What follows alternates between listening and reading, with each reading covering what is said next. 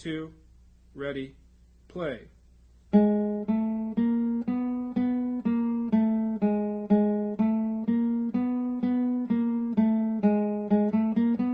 Repeat the whole thing.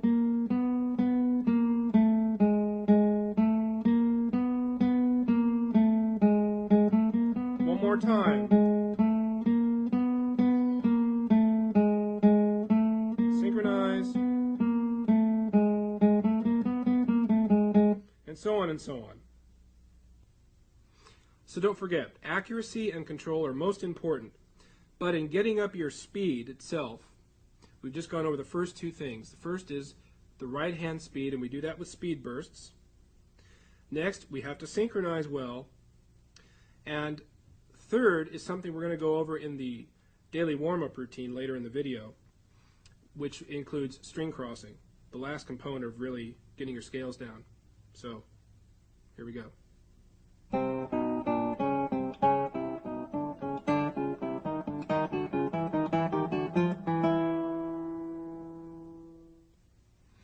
Well, here we go.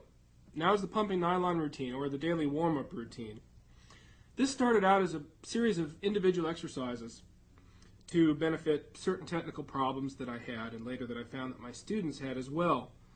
And they still are good individual exercises, of course, and you'll later pick them out as such, but strung together they make a great warm-up routine. We're going to start out with what I call walking. We're going to start off with left-hand walking, one finger at a time, walking from string to string to string, from the sixth to the first and back again. And we're going to do that with each finger. And then we're going to do it with two fingers. You just follow me. Let's get started. Okay, get your first finger settled there on the F on the sixth string. And as you can see on your screen, you can follow the music. You can also watch my hand. I suggest you do both.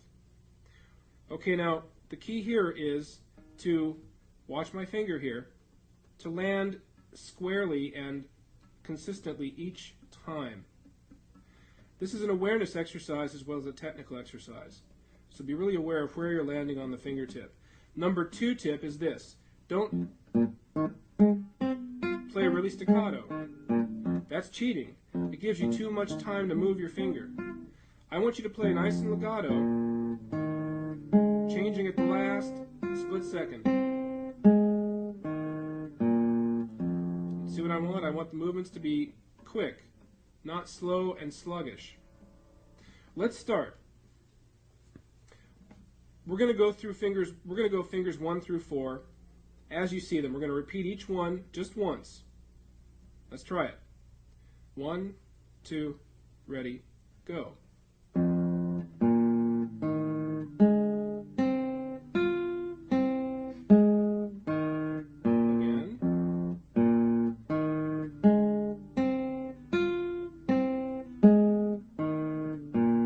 Second finger.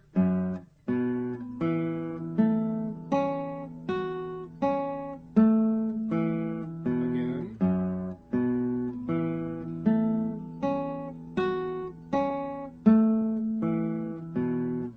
Third finger. Be especially accurate with this one. It's a little on the weak side.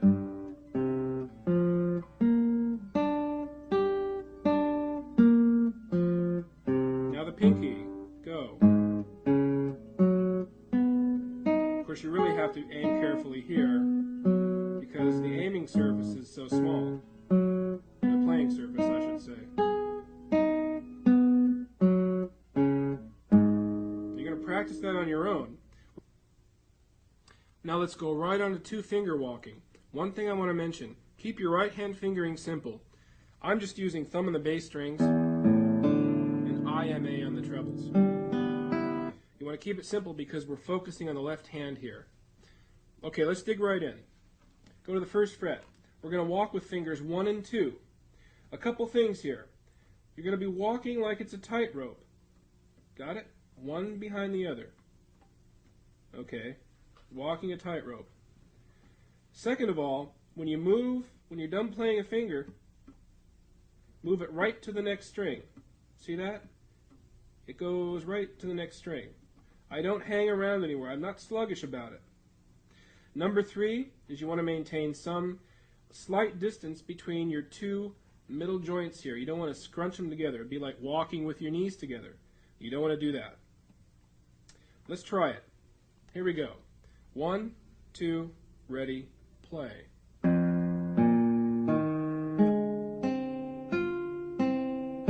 Walk a tightrope. Repeat.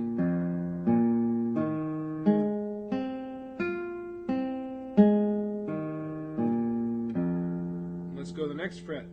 Fingers 2 and 3. Get 2 ready. Walking on the 2nd fret. Here we go. Ready, play.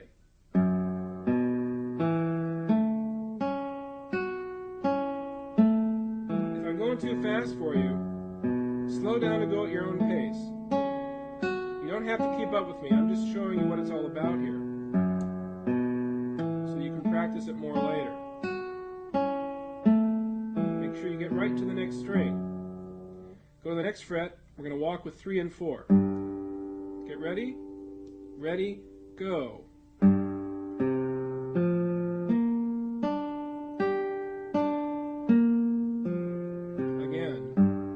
I like to work these two fingers out a little bit more because I feel they're neglected sometimes. And I think they have feelings and they can feel it too. I want to give them some attention sometimes.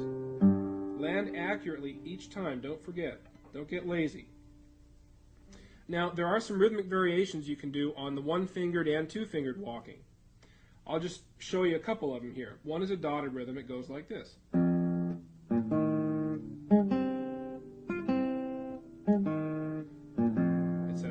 Or you could reverse that and you could go.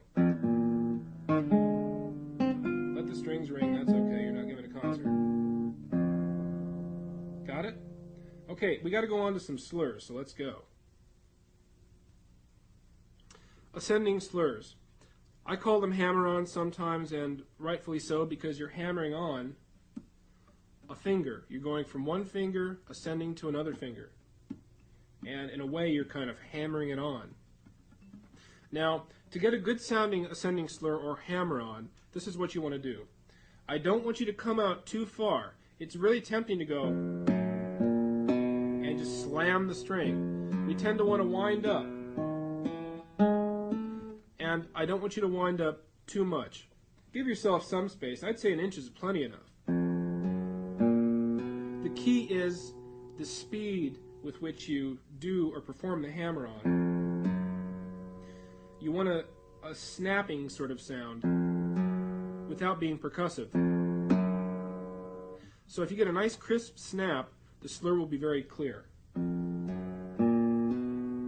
Okay? So those two things. Don't come up too far and make the slur nice and fast. Alright, here we go. Now this is going to be like walking. We're going to go over this slur exercise and you can see it on your screen. Now I'm going to play each line slowly and just once. And again, you have the rewind buttons, you have all those little buttons, and you probably have the remote in your hand right now. I bet you do. You can go over this anytime. I'll do it slow once, and you can repeat them later. I just want to show you how they go. Here we go. We're going to start slurring with 1 and 2. Ready, go. And notice that I'm trying only to put the energy into the fingers I'm working. I'm not letting my